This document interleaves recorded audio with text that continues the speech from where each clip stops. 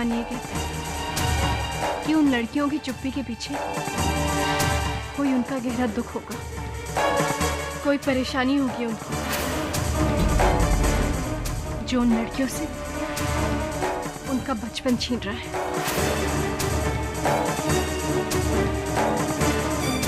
लेकिन बस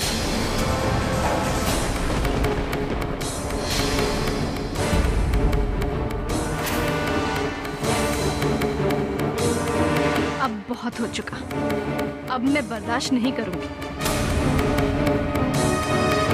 अब मैं उन लड़कियों को उनके आंसू पीते हुए नहीं देख सकती।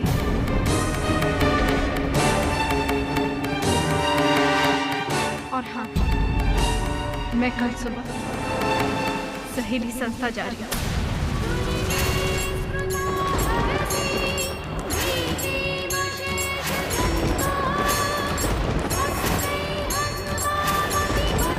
उन लड़कियों से उनके दुख की वजह जाननी।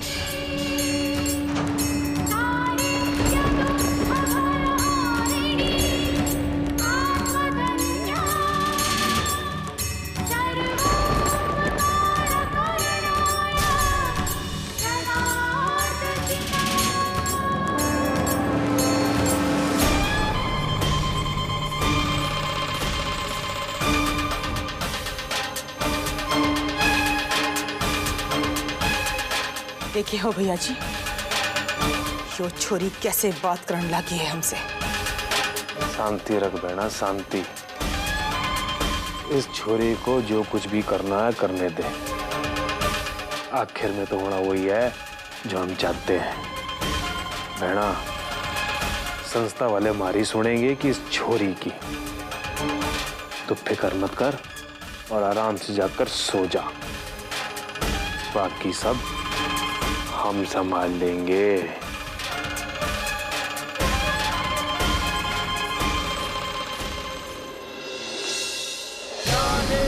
सर्वभूतेषु श्रद्धारूपेण संस्थिता नमस्तस्यै नमस्तस्यै। मुझे पता लगाना ही होगा कि आखिर सहेली संस्था में हो क्या रहा है। वंश, बेटा बात इन 10 लाख रुपयों की नहीं है। अरे तू तो मेरा समझदार बेटा है। बात यह है कि भैया जी यहां उपस्थित नहीं है।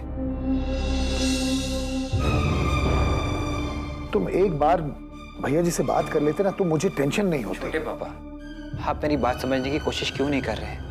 पहली बार मैं आपसे इतनी बड़ी रकम मांग रहा हूं। आप मेरा भरोसा कीजिए, मैं इन पैसों का गलत उपयोग नहीं करूंगा।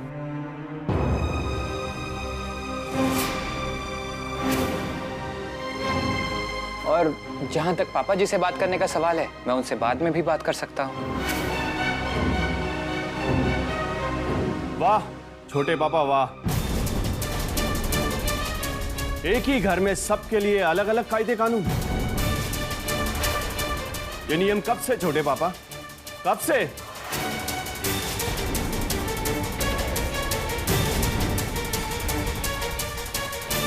जब मैंने आपसे रुपए मांगे थे तो आपने झट से मना कर दिया, और आज जब वंश ने मांगे तो उसके सामने सारा खजाना खोल दिया। छोटे पापा,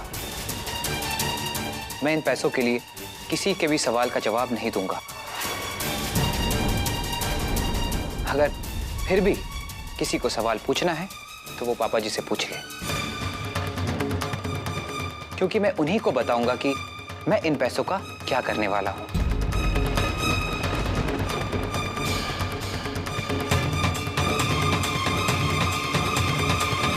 मेरे ख्याल से मैंने जो भी कहा आपने सुन लिया होगा।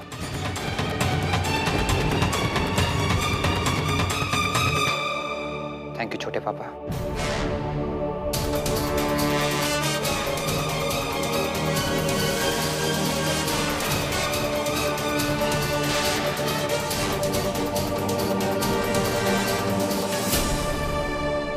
तुम अभी तक सहेली संस्था नहीं गई?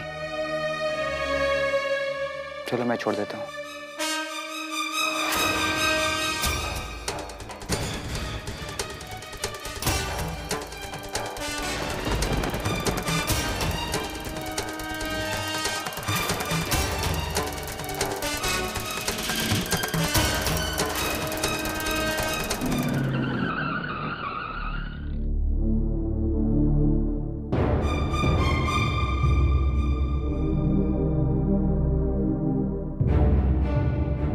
वंश, ये जो भी हो रहा है अच्छा नहीं हो रहा है। जानता हूँ वैष्णवी,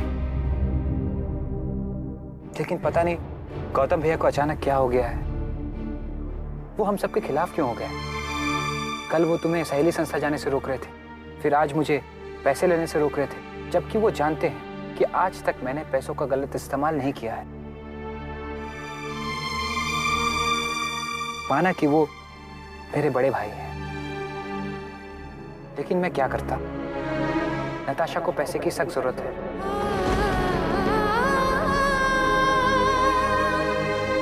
वो बहुत बड़ी मुसीबत में है और चाहकर भी मैं ये बात गौतम भैया को नहीं बता सकता था।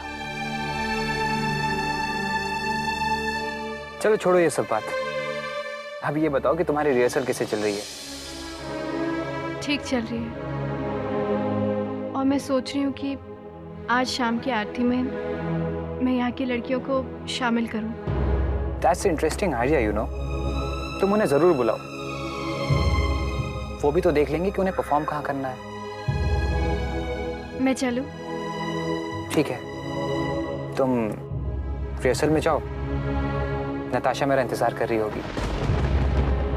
शाम की आरती में मिलते हैं, ठीक है? बाय।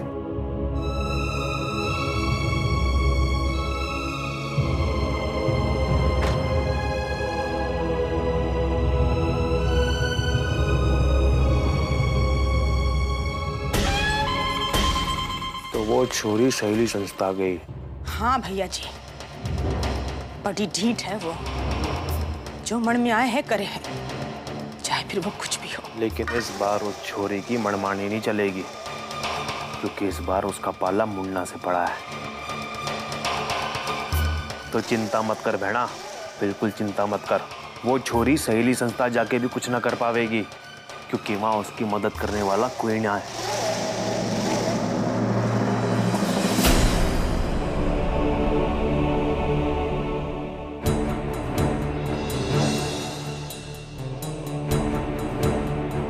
अभी अभी खबर आई है कि वैष्णवी बस आने ही वाली है।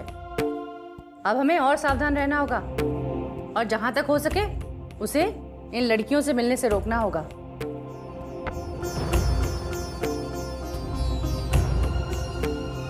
मैम, हमें बहुत भूख लगी है। हमने कल रात से कुछ नहीं खाया। भूख के मारे पेट में दर्द हो रहा है। ज्यादा बोलने की जरूरत नहीं है। ये लो ब्रेड, आपस में बांट लो और चाय के साथ खा लेना। सिर्फ ब्रेड?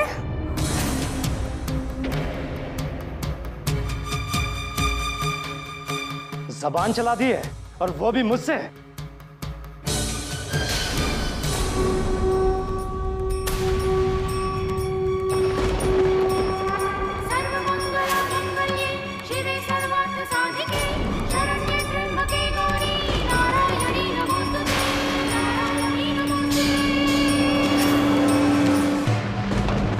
तुम्हारी हिम्मत कैसे हुई इतनी छोटी बच्ची पे हाथ उठाने की? हाँ, हे, तुम्हारी हिम्मत कैसे हुई हमारे मामले में दखल देने की?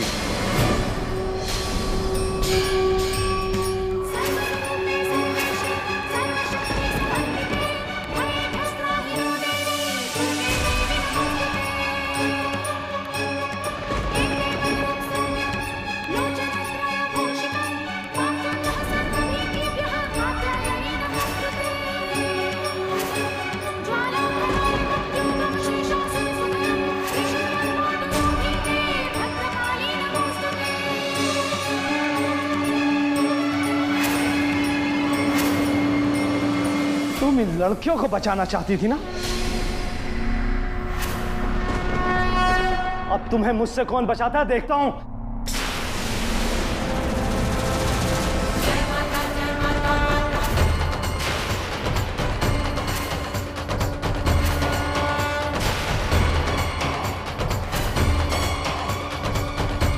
मेरा हाथ!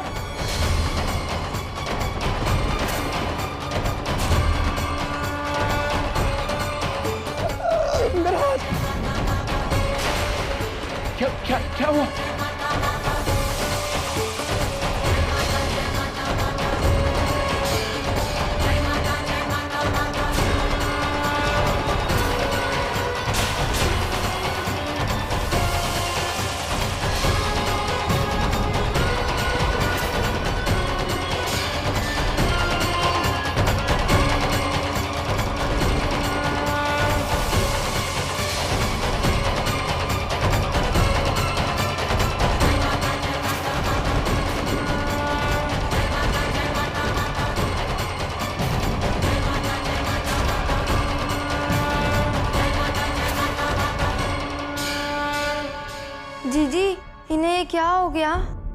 डरो मत बेटा, माता रानी इन सबको इनके करने का फल दे रही है। इन सब ने जो तुम्हें सताकर और नवरात्रों में जो मांसाहार किया है, उन सब के पाप की सजा मिल रही है इन सबको।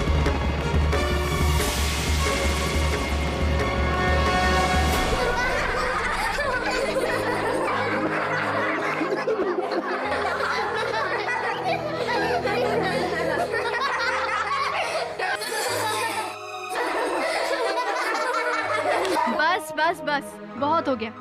ऐसे किसी की तकलीफ में हंसते नहीं है। तारा, तुम जाकर डॉक्टर को बुलाओ। दीदी, हमें बहुत भूख लगी है। हमें कल रात से कुछ नहीं खाया।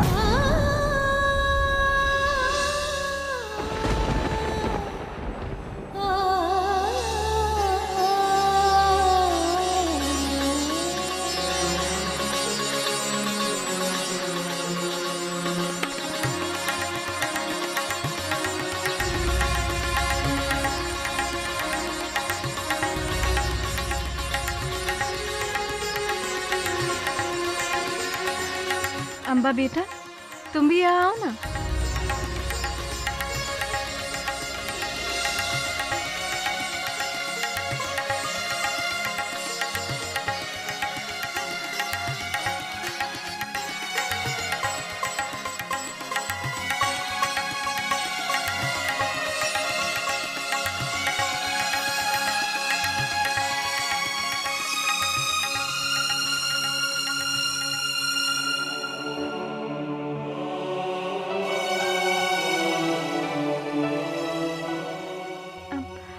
मिठी बेटा, अम्बा कहाँ है? दीदी, अम्बा वहीं होगी जहाँ उस दिन थी। ठीक है, तुम खाओ।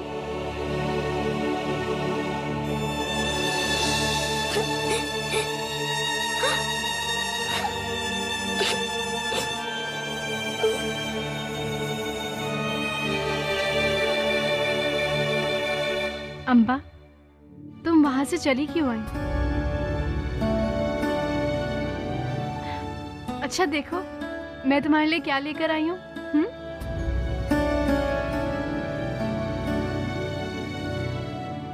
ये देखो, पूरी, ये हलवा और ये चना। मुझे भूख नहीं है। भूख नहीं है आपको? तो फिर ये क्या है? मुझे आपके हाथ का बना हुआ खाना नहीं खाना। आप यहाँ क्यों आती है? क्यों हमारी आदतें बिगाड़ती रहती है? कल जब आप नहीं आएंगी तो हमारा क्या होगा? कौन हमारी मदद करेगा? बेटा, ये तुम क्या कह रही हो? दीदी, आपकी नवरात्रि खत्म होने के बाद आप हमें याद भी नहीं करेगी। ऐसे ही छोड़कर चली जाएगी जैसे हमारे माँ बाप हमें छोड़कर चले गए, हमेशा के लिए।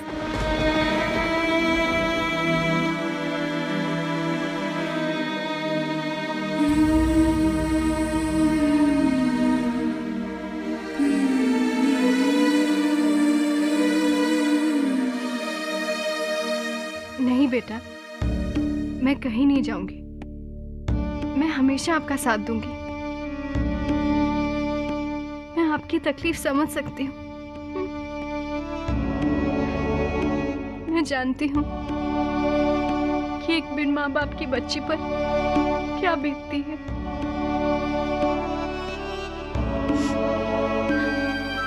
बेटा,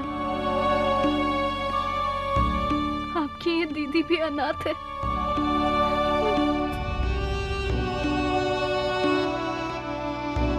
तुम जानती हो, माता रानी के भी माता पिता नहीं थे, लेकिन उन्होंने कभी हार नहीं मानी, कभी नहीं।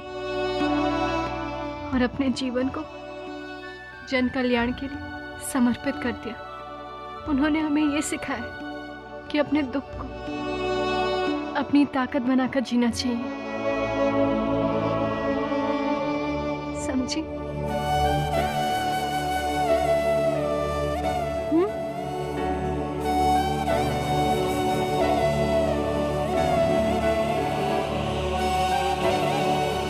अम्बा, मैं चाहती हूँ कि तुम बाकी लड़कियों के साथ इस नृत्य में भाग लो। और हाँ, आज शाम की आरती में मैं तुम्हारा इंतज़ार करूँगी। अगर तुम्हें अपनी इस दीदी की बात सही लगी हो तो तुम ज़रूर आना। मैं तुम्हारा इंतज़ार करूँगी। चलो अब तुम खाओ ये।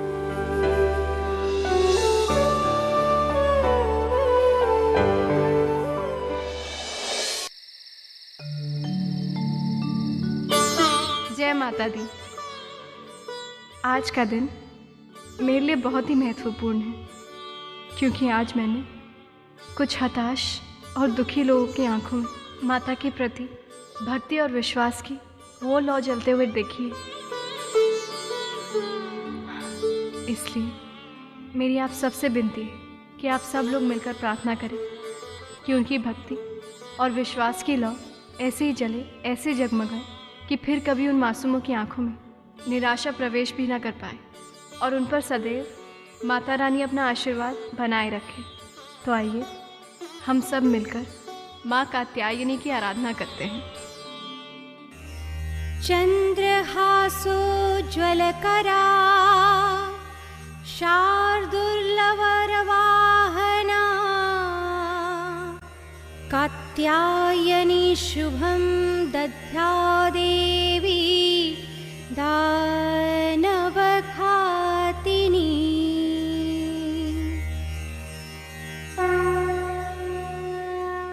आज मैं आप सबको माता रानी के छठे स्वरूप यानी कि कात्यायनी माँ की कथा सुनाऊंगी। बाल्यकाल से तपस्या में लीन महर्षि कात्यायन का एक ही लक्ष्य था, परोपकार। उन दिनों पृथ्वी असुरों के अत्याचार से दुखी थी।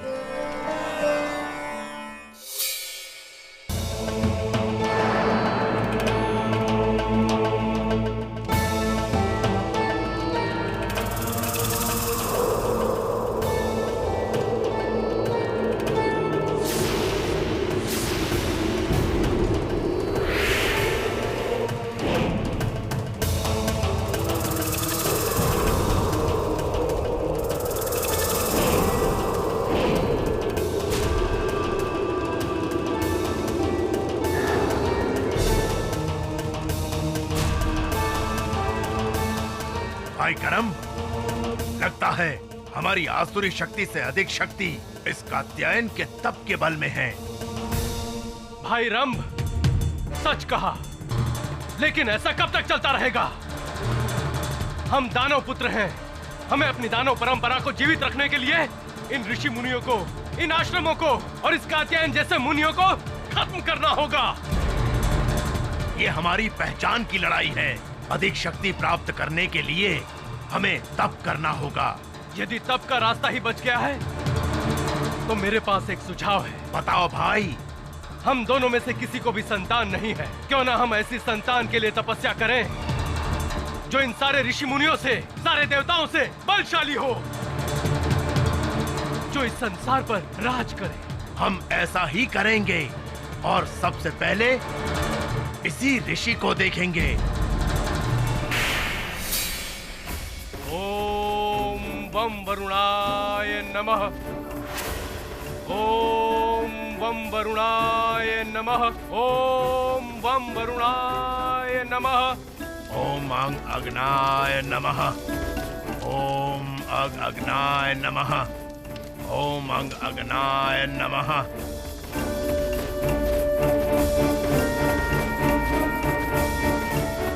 ओम वम वरुणाय नमः। हे वरुण देव, हे अग्निदेव, दैत्य रंभ और करम आप दोनों के बीज मंत्र का जप कर रहे हैं। यदि उनका जप सफल हो गया तो आप दोनों को उन्हें वर अवश्य देना होगा। मेरे विचार से उनका जप सफल हो इससे पूर्व आप दोनों उनका वध कर दीजिए। हे देवराज, जब तक ब्रह्माशयन अपने नियमों को नहीं बदल देती हमसे ऐसा नहीं होगा। दोनों ही दानव जैसे ही अपने मंत्रों की निर्धारित संख्या तक पहुंचेंगे हमें दोनों को वर देना ही होगा। वरुण देव, उनके जप की संख्या पूर्ण होने से पहले मैं कोई न कोई उपाय अवश्य ढूंढ लूंगा। सर्वप्रथम करम का वध करूंगा। ओम वम वरुणाय नमः। ओम वम वरुणाय नमः। ओम वम वरुणाय नमः। ओम वम वरुणाय नमः।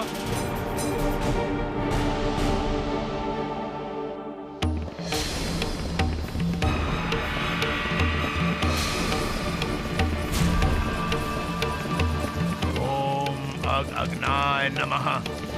ओम अग्नाय नमः।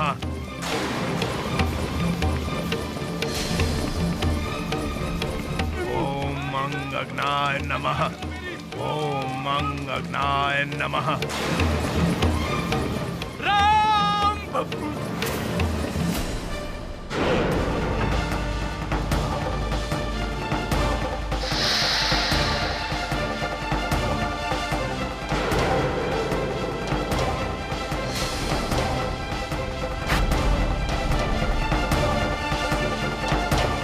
करम।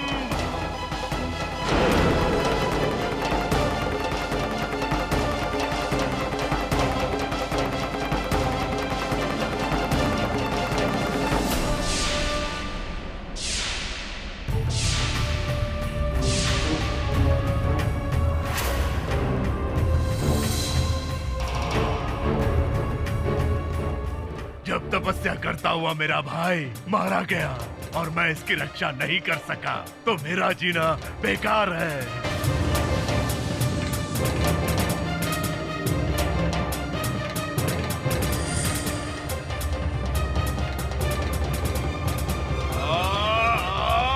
रुको राम, भावना में बहकर आत्महत्या मत करो। मुझे ना रोके अग्निदेव, मैं जीना नहीं चाहता। मूर्ख मत बनो।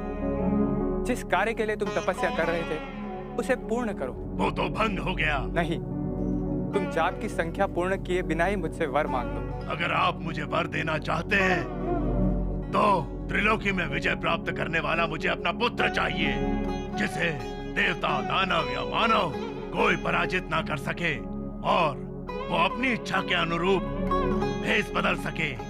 तथास्तु। तो सुनो राम, आज जिस सुंदरी स्त्री पर तुम्हारा मन टिक जाए उसी के गर्भ से तुम्हें एक महान पराक्रमी पुत्र प्राप्त होगा। प्रणाम अग्निदेव, प्रणाम।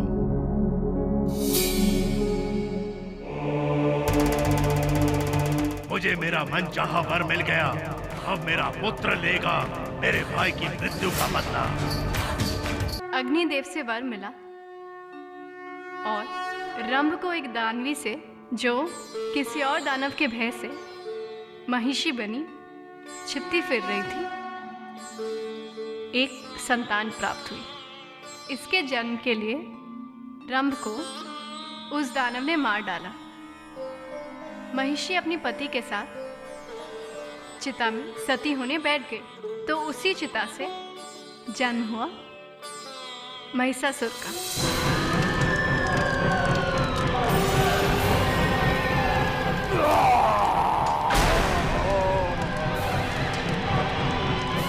हे पिता राम, मैं आपका और मेरी माता महिष का बलिदान व्यर्थ नहीं जाने दूंगा। मैं दानव पुत्र महिषासुर इसका वचन देता हूं।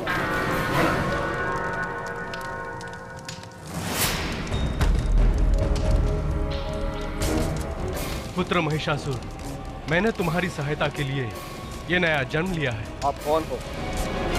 आप अपना परिचय दो। मैं इसी चिता में जलता हुआ तुम्हारे पिता रंभ का नया रूप हूँ, रक्त बीज। पिताश्री, रक्त बीज के रूप में आपका स्वागत है। पहले पाताल लोक चलकर अपना राज संभालो दानव राज, फिर मैं तुम्हें अपने शत्रुओं के नाम बताऊंगा। पाताल तो अपना है, किंतु पाताल लोक में मैं तब प्रवेश करूंगा जब स्वर्ग विजय प्राप्त करूंगा। किंतु अमर देवताओं से युद्ध करने के लिए मुझे ब्रह्मा जी को प्रसन्न करके अमरत्व प्राप्त करना है। और फिर महिषासुर 10,000 वर्ष तक ब्रह्मा जी की कठिन तपस्या की। उसने ब्रह्मा जी को वर देने के लिए विवश कर दिया।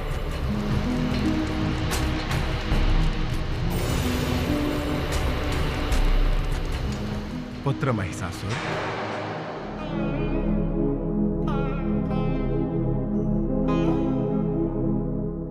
बस पुत्र महिषासुर, तुमने मुझे यहां आने पर विवश कर दिया। इस प्रकार तब में किसी ने आज तक अपने आप को अग्नि में नहीं डाला।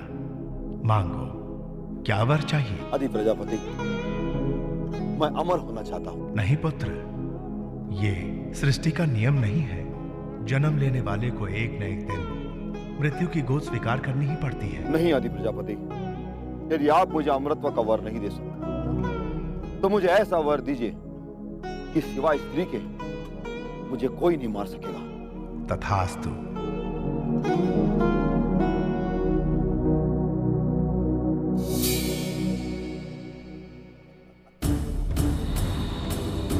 काका रक्त बीज।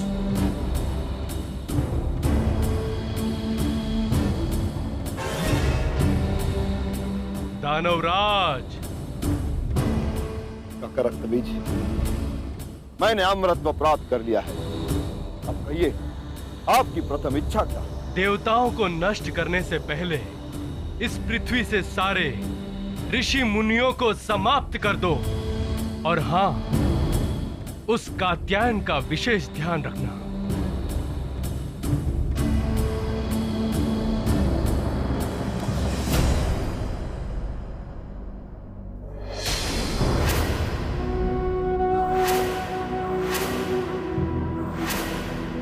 हे माता,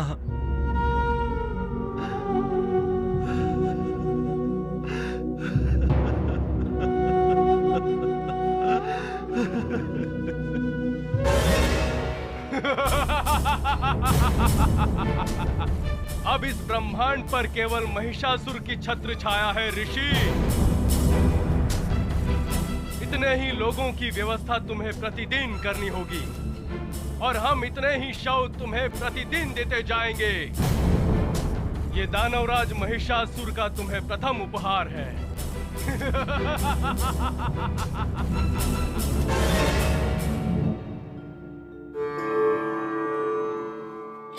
ऐसे ही शव यदि मुझे प्रतिदिन देखने होंगे तो अहिंसा के लिए समर्पित ये मेरा जीवन किस काम का।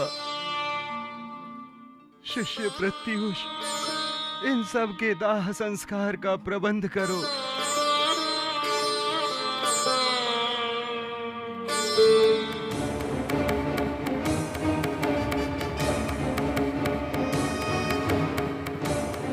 ठहरो प्रत्युष,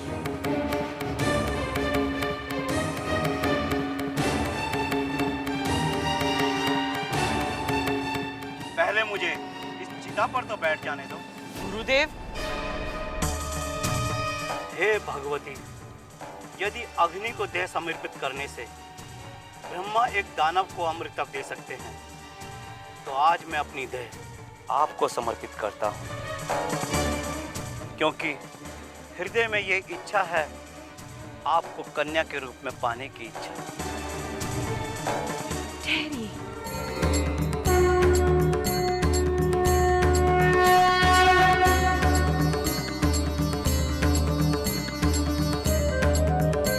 जब पिता ही नहीं रहेगा, कन्या किसके आंगन में उतरेगी?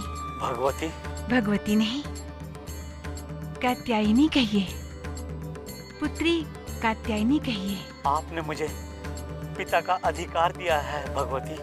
हाँ महर्षि, सारा जगत मुझे माता कह रहा है, किंतु कात्यायनी आपको पिता कहेगी। बहुत शीघ्र मैं दानवों के विनाश के लिए इसी आश्रम पर प्रकट होंगी। यहाँ जितनी हत्याएं हुई हैं, मैं उन सबको नवजीवन दूंगी।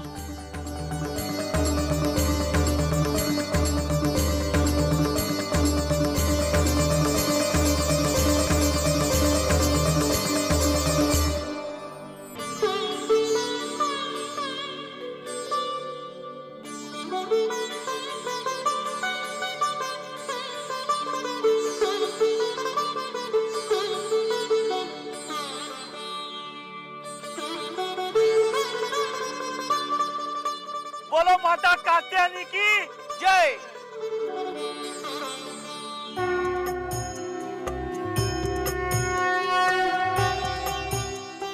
और इसीलिए आज माता के कात्यायनी रूप की पूजा होती है। कात्यायन ऋषि के आश्रम में रहकर इन्होंने संसार की सारी असुर शक्ति का विनाश किया। महर्षि कात्यायन ने जब अम्बा माता को अपने पुत्र के रूप में प्राप्त करने का सपना देखा, माता ने इस प्रकार उनकी इच्छा पूरी की और उन्हीं कात्यायन ऋषि के नाम पर माता कात्यायनी कहलाई। तो ये थी माता कात्यायनी की कथा। अब मैं आप सबको कल यानी सोमवार के दिन माता के 7वें स्वरूप कालरात्रि माता की कथा सुनाऊंगी। जय माता दी।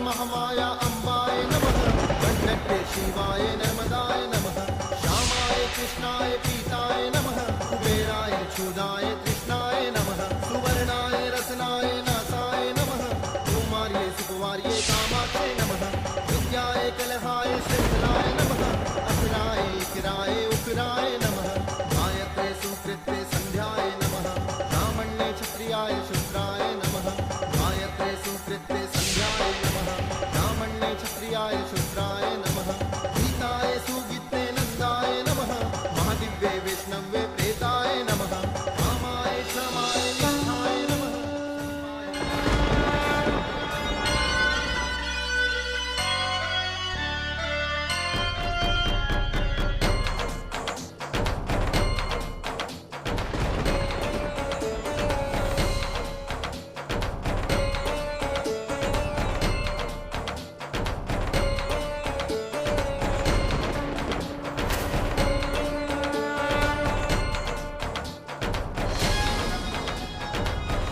हमारे इस घर में हो रहे नवरात्र के उत्सव में सहेली संस्था की लड़कियां ही नृत्य करेंगी। मैं देखना चाहती हूँ कि आखिर मुझे कौन रोकता है।